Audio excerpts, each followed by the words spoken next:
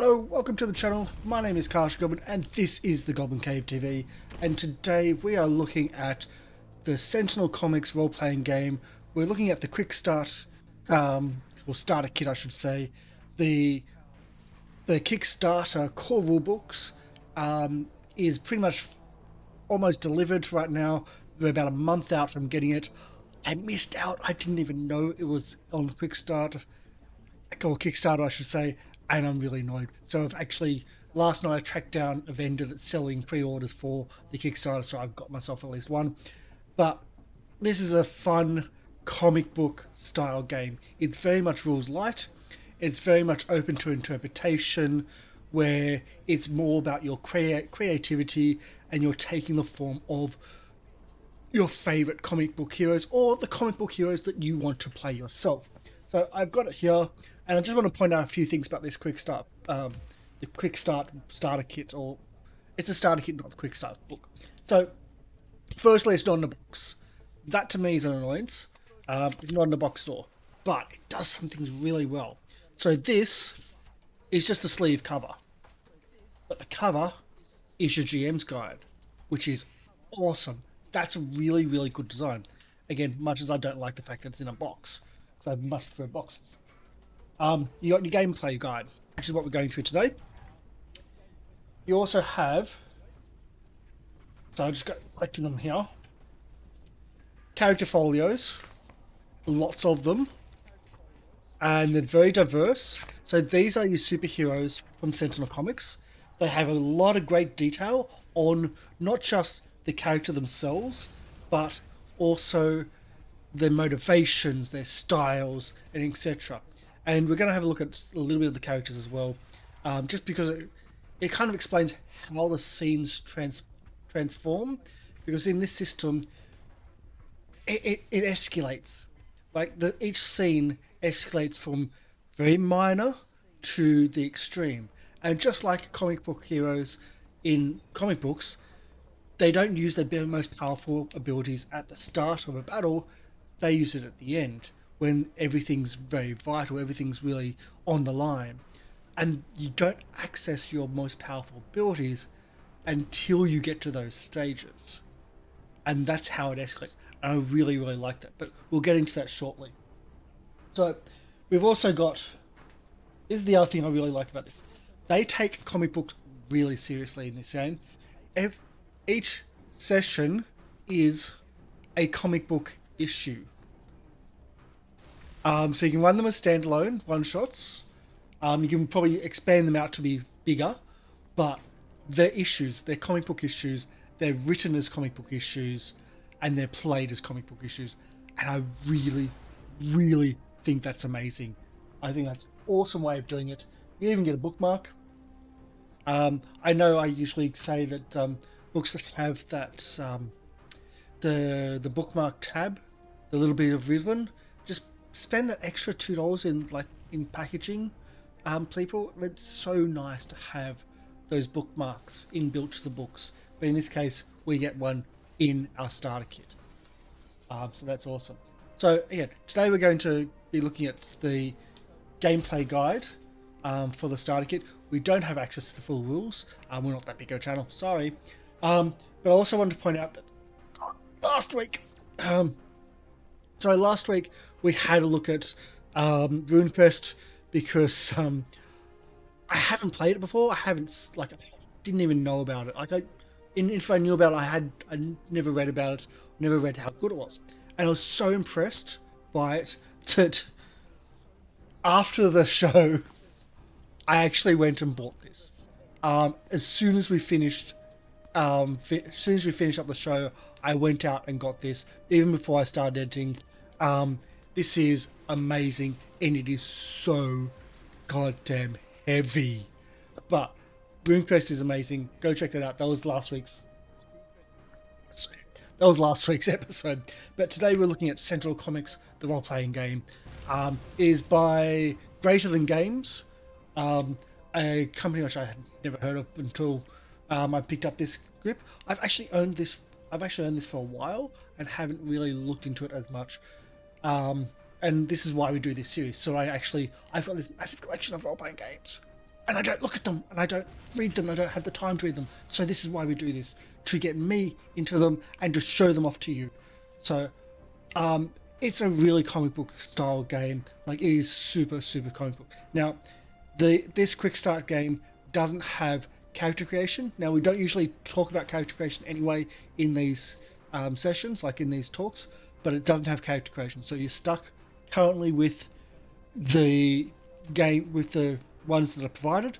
They're not bad. There's quite a diversity between them, so like you will still have a lot of fun with them. The other thing is that with the core rules coming out, I think it's next month, is what the proposal is for Quickstarter.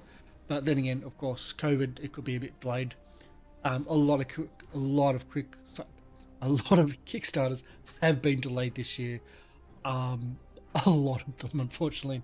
So we don't have the character creation, we don't have the full rules. Just want to put that out there. The full rules aren't even out yet, but it is really cool from what I've seen. Now, I've got the blurb here, and I've got it on the overlay of, and this is the overlay in the game itself with like, what do you do?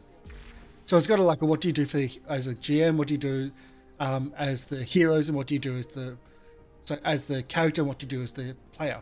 Now, what we've got on the overlay over here, is the what do you do as the character, and I love this. Defend the weak and innocent. Throw a wrench into the works when evil villains set their plans in motion. Jump in and lend a hand when your teammates are in trouble. Stand up for your principles. Punch evil right in the face. Save the day. No pressure.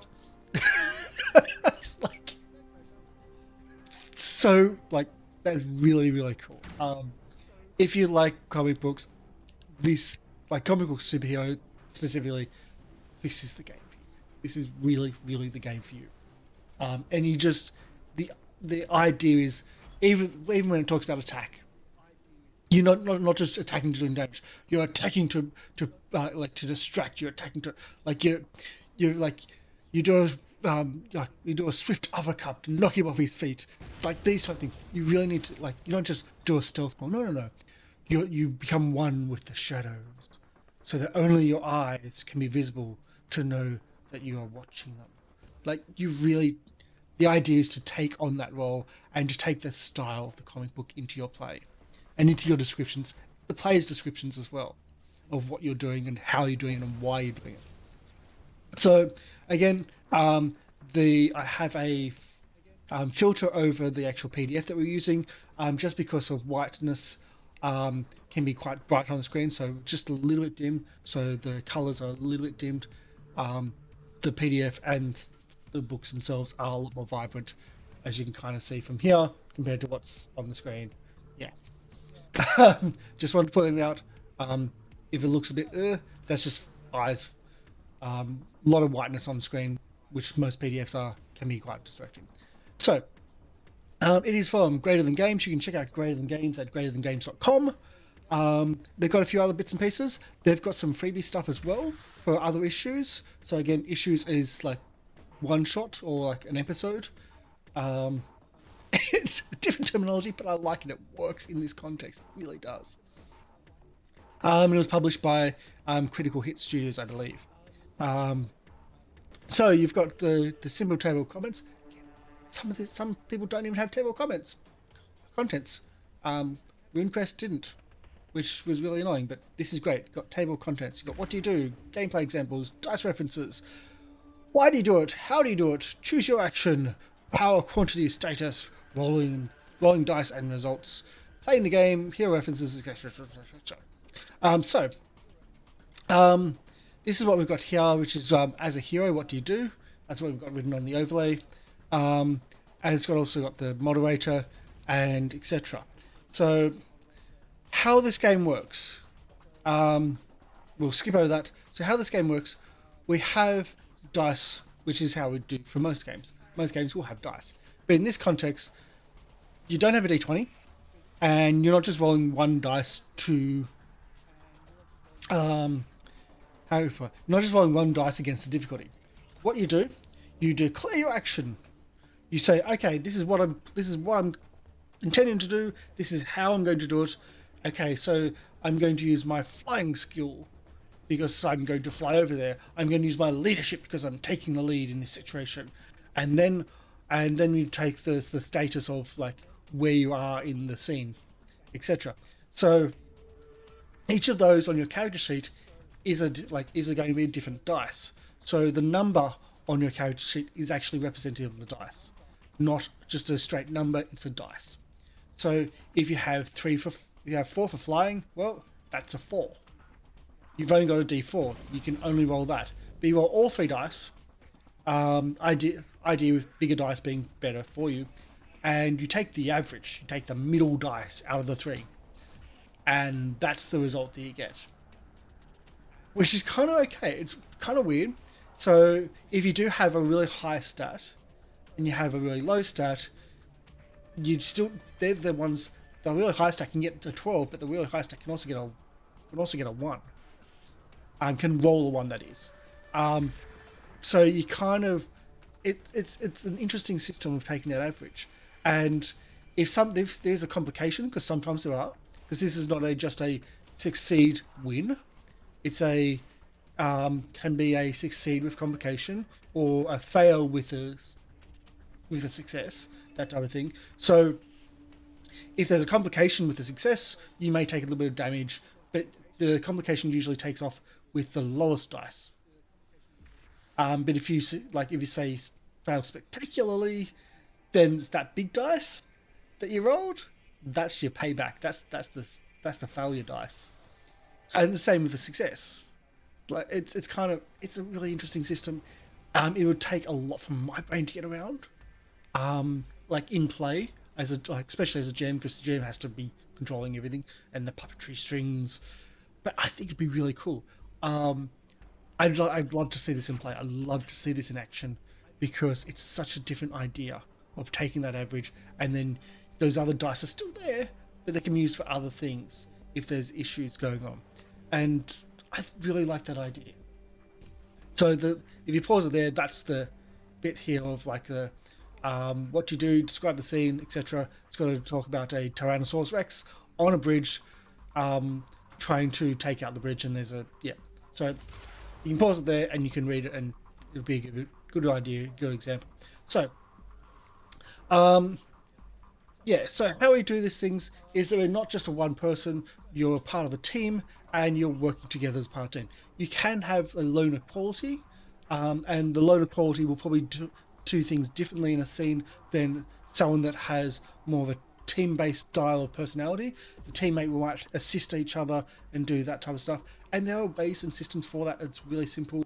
To assisting someone, you're essentially doing, okay, I'm going to assist, I'm going to use this attribute, this skill, and this scene, etc., and you roll, and if you get enough, you can assist. So you can also go down as well. You can not assist in that, but you also choose when you're doing that who you're assisting and how. And if someone else tries to take that, it's like, no, you're assisting this person specifically. There's also not really initiative, which is interesting. Which is kind of I find that kind of interesting. So we've got here sneaky step 0 of who's going next. You decide who gets to take their turn after you. When you're taking your turn, it's a good idea to think for a second about who that will be. So, wow, words. You decide who gets to take their turn after you. When you're taking your turn, it's a good idea to think for a second about who that will be. Wow. Who that will be, and give them a gentle nudge in the ribs. Say, hey, do you want to go next? So they've got some time to think about it. So there's no initiative. It's just like working together as that cooperative storytelling. And that's a frightening thing, but it's also a cool thing. So what I mean by it's a frightening thing is that role-playing games are a mecca for people with autism, like myself. And so role-playing games have form and function and rules. And there's structure to conversation, there's structure to the rules, there's structure to how the interactions work. And that's why people with ASD, autism, people on the autism spectrum, are kind of drawn to it, because they learn that social interaction and the structure of the social interaction. Take those rules away, and it can get kind of daunting. So I just want to point that out, that this is a thing. This is not just me. Like, this is a thing. This is actually a thing. My role-playing group, we've worked out. Like, I've only recently discovered that I'm autistic, and I'm actually actively hiding from formal diagnosis because of my age and the mental stability of like accepting such a big thing and whatnot. But there was at least 4 of us in our group. In our group of 10, at least 4. So it's a thing. And yeah, on the channel we have people on the spectrum. I'm not going to say who or who, but it's a thing. So having that structure is kind of what people are drawn to. But these are games where there's no, well, there is structure, but very minimum. So it's just pushing the boundaries of comfortability for some people, like myself. But I'm excited. I would really still want to see this in play and try and do this. So it's really, really cool. So another thing here, it does mention to play the personality. So not just playing it like this and that, you really have to push that personality, push that boisterousness or etc. Play to your principles, defend the, like if you're someone that really has to defend that week, save the school bus over everything else. You really play up, go over the top. This is one of the role-playing games where you are deliberately supposed to go over the top in your style, and because it works. That's what comic books are about, that over-exaggeration. So yeah, that's a really cool thing. So there's a few, like here it goes about the comic book action. When you describe an action in character, so when you describe an action your character takes in a scene, talk about it as if it's a dynamic, vividly illustrated comic book panel. A punch isn't just a punch, it's a devastating uppercut. Your fist leaving a white trail behind it. Your target lifted completely off the ground and flying several feet backwards. You don't just duck into the shadows, you become one with the shadows themselves, with only your eyes visible, and even then, only if you want someone to know that you are watching them. This is a comic book role-playing game, so not a physics documentary. Interpret time and space as fluidly as your favorite comic books do. That's awesome. I used to play role-playing with physics, like with a physics group. So in my physics group, we had a physics doctorate. We had 3 school teachers, and 1 math genius. That was my role-playing group. There was others, but that's like the intellectual height, what I'm talking about. So it was weird. I was none of those. None of those. That's not me. They all went to uni. I went into the workforce. But so this is the total opposite of that. This is, you make stuff up, be creative, be fluid, just do it, just go for it, and be as outlandish and over the top as you can, within limit. Oh, not much limits though. So when you do an action, you've got some options. You can attack, try to hurt someone. That's pretty simple. You can overcome an obstacle. So if it's something like a door, you're not supposed to try to hurt it. You're trying to bend the door. That's an obstacle. That's something to overcome. So there's not an attack action. It's an overcome instead. There's a hinder, make something more difficult to someone else. There's a defend. So there's boost and hinder. So assist you, an ally or yourself, or hinder an enemy, etc. They work pretty much exactly the same. There's defend, yourself or someone else, like the innocents, etc. Or there's recovery, which is done out of sequence, out of like action scene. So attack's pretty simple, and An attack is you attempting to inflict damage and harm, etc. So it doesn't just have to be physical. There's also mental and emotional attacks as well. I love they've put in emotional with mocking and taunts. You don't often see that, but in comic books you see a lot of banter, a lot of taunting going on. So that's actually in this system. So I like the fact that it's in this system. Um, so with that, you take a successful attack deals damage to the target, either reducing their health or forcing them to roll a save to survive. The amount of damage is determined by the number on the die effect, which is again that mid dice in the basic action. Some abilities allow you to use different dice, etc. So that's something to keep in mind, that it can get a little bit more complex, but generally speaking, you're using that mid dice for most of these things. So damage, a successful attack deals damage to the target, reducing the target's health by the amount shown on the effect dice. In case of a minion or lieutenant, damage forces them to save to stick around. When the target's health reaches 0, they're incapacitated, or the object is disabled if minimum save. If a minion save fails, if a minion fails to save, they're immediately incapacitated. So you've got that minion knockout system already there. Because you have that a lot in games, where like a lot in comic books and stuff, where you have those minions that will go down super quick. So if they take any damage in this, they do a saving throw. If they fail, they're incapacitated. Because no one dies in comic books; they're always incapacitated. Of course. And again, it mentions down here that if you're trying to break an object, that doesn't have health, like a steel door, it's an overcome instead. So you are trying to overcome an obstacle instead. So here's your overcomes. So in this case, you are rolling multiple dice. Again, your 3 dice, and your mid dice is what you take. So even if you get a 4 to 6, which is about an average, you succeed, but with a minor twist.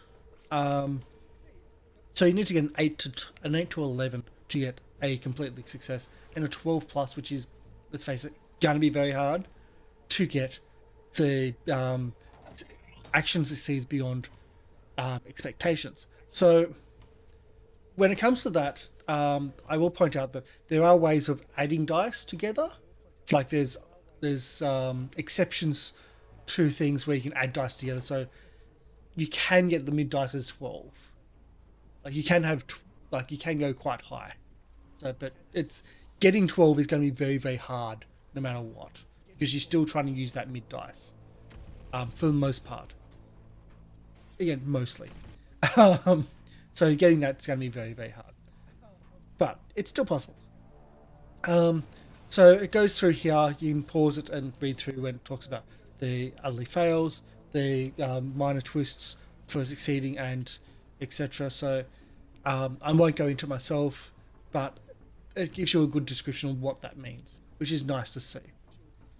So the boost and hinder is essentially the same thing. So again, you're on your 3. You can boost yourself or somebody else, or you can hinder yourself. Well, not hinder yourself, but hinder your others, etc. And it's the average dice, it's that middle dice. So again, the 8 to 11 is a +3.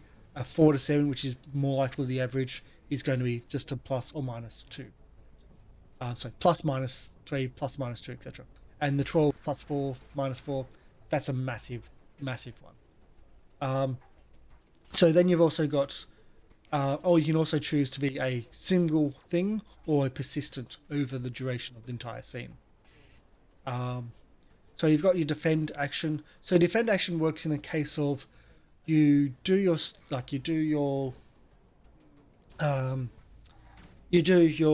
dice, the 3 dice, etc., and the middle dice is what you have, and you write it down, and anytime you take health damage or take damage, etc., until your next turn, you get less. So you take the dice that you rolled for the mid damage, the number that you wrote down, that's taken away from the damage that you just took, because you're actively defending yourself trying to bide time or trying to defend someone, like defend like someone or taking person's attention while your party comes or while the party's doing something else or etc. So that's the defense action. If you're really really good at defense, I can probably say that you're not going to get hit much, but it's still an option there. So just as a thought, it's a nice little option there, and you can use other things like not just your strength to defend or your armor to defend or whatever. You use your flight to defend. You can be flying around from side to side. You can use specific skills, etc.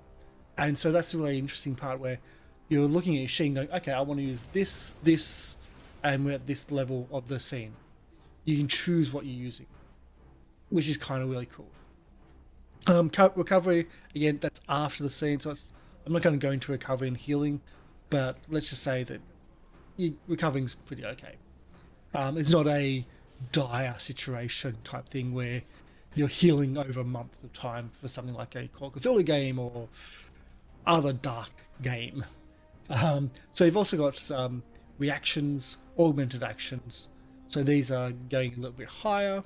So abilities, I just want to point out that the abilities side of things, when you're looking at your gyro status, so your gyro status is essentially where you are in that scene. The further along unlocks more powerful abilities. So that becomes the thing. So at the start, you don't have much abilities. You're just like learning the rhythm and flow of what the scene is and what the enemy is, and the further the scene escalates, the more your abilities actually power up to then throw out the big wallops at the end, like the really big super powers when the dire situations call for it. And I love the fact that this game has that flow, because there's often in role-playing games, there's this epic scene where you think, like, as a GM, like, this is going to be good, and a player just uses like their highest level spell or their highest level ability and just wipes the floor of everything. It's like, wow, that was fun, and that's about it. We went like years and years and years ago in face-to-face group. We had a GM go, "Oh, this is great. We've got a it was like a horde of goblins, a horde of something small, like absolutely nothing creatures, well high level by this stage, and yes, a horde that big, an absolute war horde charging at us would have been something, but like wall of force over there, wall of force in there, funnel them into a firewall. Like they were either squashed and crushed by the walls of force by people pushing them, or they were put through like a grinder, a meat grinder, as another spell. And we sat back and had a picnic watching this as players, because this epic scene was nothing to our power level. But in this, even though you've got superpowers or mutations or amazing technology at your beck and call, you don't get those powers at the start of the scene. You get minimal ones at the start of the scene. It's at the end of the scene when everything is so dire that you have to pull out those last resort powers. And that's really, really cool. That sets an epic scene. That really does. So this is why I'm really, really excited to have a look at this and why I want to bring it. So this is your dice rolling results. This is where it goes into the details of your your mid. So in this result here, we got 3, 4, and 7. So this is your mid dice. 2, 6, 6, and you've got a mid or max, and in this case you choose. Essentially, you choose which one's which. And then you've got all of them the same again. So it's not bad. I like this game. I like the idea. This is the scene tracker. I do want to go into this. I'm skipping a lot of bits. They're a lot more flavor, but I want to get into the crux of things. The scene tracker. So the scene escalates. Matters grow.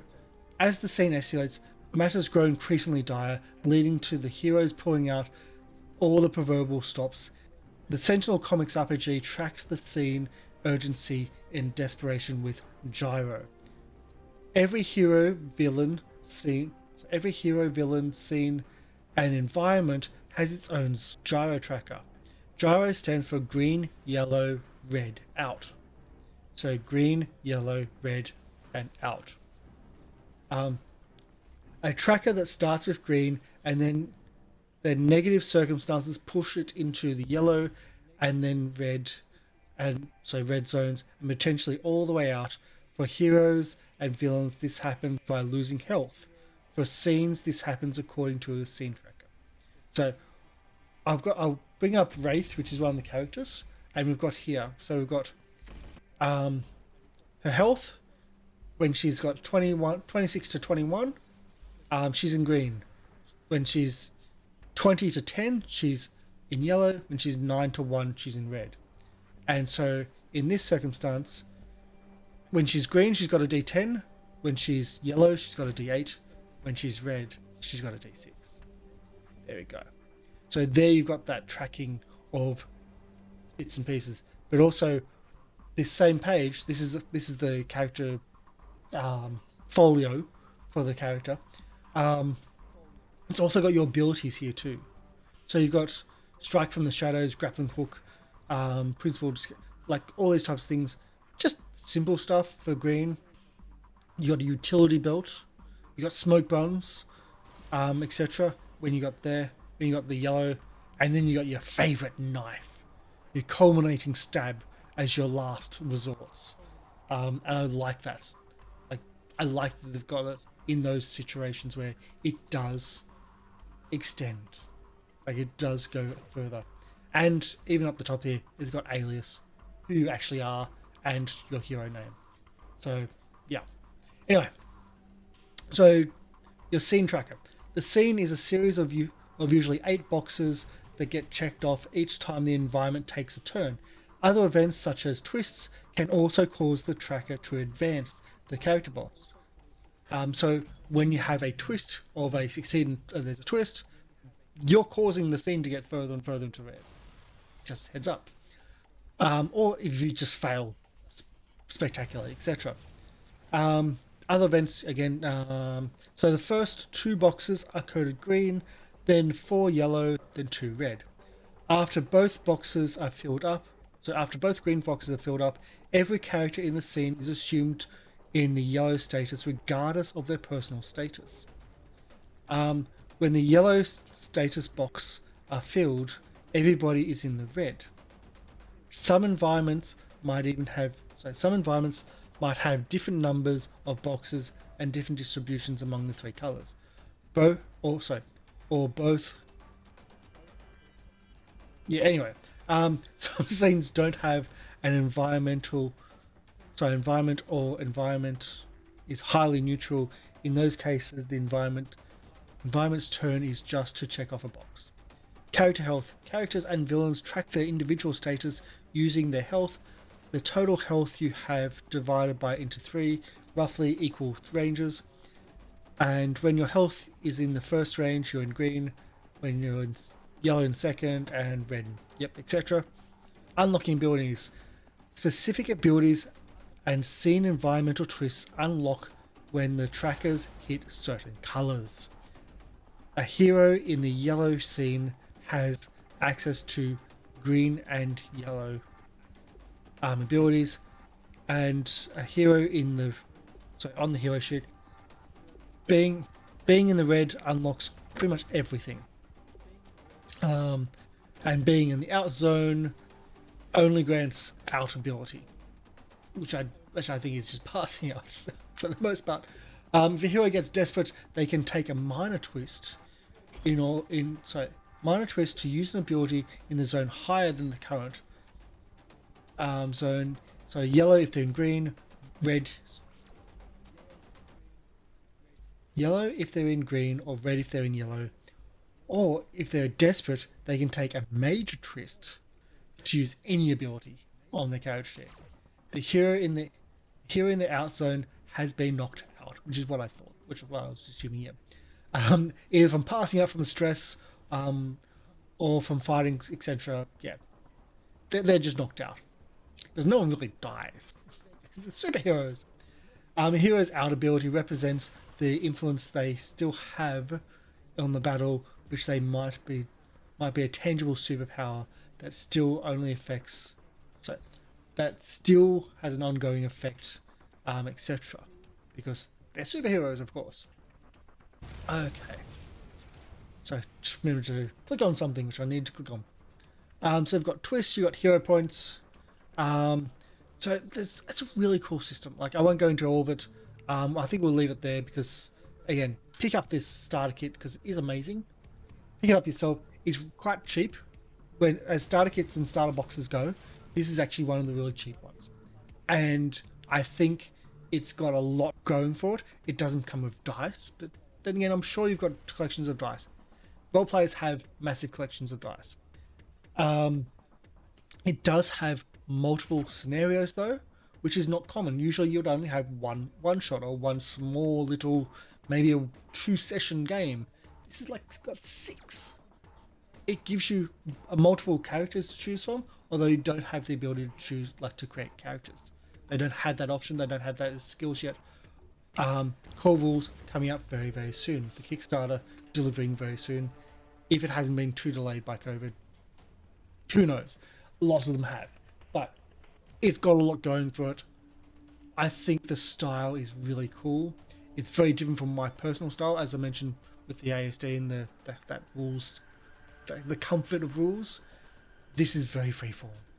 This is very on the ball, creative explosions and descriptions, and just getting really into that character. This is not, oh, I think I'm going to do this. I'm going to roll a dice. No, this is, I'm going to punch him right in the, I'm going to bop him right in the face and knock him onto the ground, or knock him across the room and shatter the window. Like, really over the top descriptions and over the top action. And I think this is really going to be fun. I would really think this is going to be fun. I've wanted to run this on the channel for a while. It's getting the right cast members together, getting people willing to get like a different style, because this is very different. And myself, it's a kind of scary style. But yeah, highly recommend it. Go check out Sentinel Comics. Check out the quick start guide. It's only the quick start guide at the moment. As I said, it's only a quick start guide at the moment. It's soon for the core book, very core book, and that's what it's going to look like. It's really, really bright and colourful. There is a limited edition one, which is black, which has got blue writing across it, and has the bookmark tabs, bookmark ribbons. I think 4 or 5 of them I saw. That's the one I picked up because I like those ribbons, even though I love the look of this bright, colourful comic book below me. So check it out, and there's free stuff in. There's free downloadable issues. They call it like one-shot issues at the greaterthangames.com. So please go check it out. I think it's really, really worth it. You can also probably, I'm pretty sure you can also get it from drivethrough.com. So go ahead there, or you can get it from the website. So yeah, for me, that's pretty much it. I just wanted to also mention that the audio that you can hear in the background is from Syrinscape. We're using the Syrinscape Sci-Fi Player, Street Battle music with Falling City and City on Fire. That's what you hear in the background. Because if you're going to have superheroes and comic books, you're going to need a fight. No, you're going to need a street battle. So I'll click on the... this is the full. God, I love Syrinscape. Absolutely love them. They make so much amazing content for your games. So please check out Sentinel Comics from Greater Than Games. Check out Syrinscape.com. That's for me. That's me for this week. Don't forget, if you're watching from YouTube, like, subscribe, leave a comment. What's your favorite comic book? That's what I want to know. What is your favorite comic book? What is the favorite? What comic book style? What comic book superhero would you play? Leave that description in the links down below, so in the comments down below. So for me for this week, that's bye for now.